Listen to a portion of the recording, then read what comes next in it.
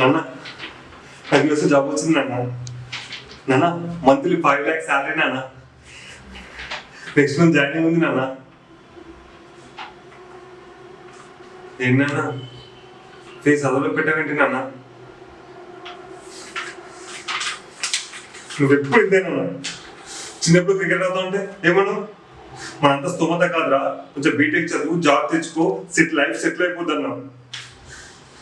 అదే బీటెక్ చదివి మంచి జాబ్ తెచ్చుకుంటే వద్దంటున్నావు. నువ్వు ఎప్పుడు ఇంతేనా? నేనేం చేస్తాను అవుతాడు. చిన్నప్పుడు క్రికెట్ అవుతాను చెప్పాను. అప్పుడు ఏమన్నా బీటెక్ చదవడం, మంచి జాబ్ తెచ్చుకోవడం, జాబ్ తెచ్చుకొని మంచి యూస్లో వెళ్తా అంటే వద్దంటాను. నాన్న ప్లీజ్ నాన్న, ఒక్కసారి ఒప్పుకోనన్నా ప్లీజ్ నాన్న. నాన్న నాకు తెలుసు నాన్న నీ ఆరోగ్యం బాగుందని నాకు తెలుసు నాన్న, మమ్మీ ఆరోగ్యం కూడా బాగుండట్లేదు నాకు తెలుసు నాన్న. నాన్న అక్క వాళ్ళు ఇక్కడ ఉంటారు కదా నాన్న, అక్క చూసుకుంటుంది నాన్న. ప్లీజ్ నాన్న ఒక్కసారి ఒప్పుకోనన్నా ప్లీజ్ నాన్న. నాన్న ప్లీజ్ నాన్న.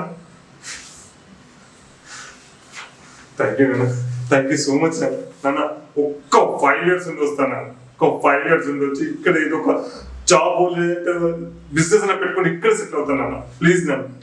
థ్యాంక్ యూ సో మచ్ నాన్న, థ్యాంక్ యూ సో మచ్.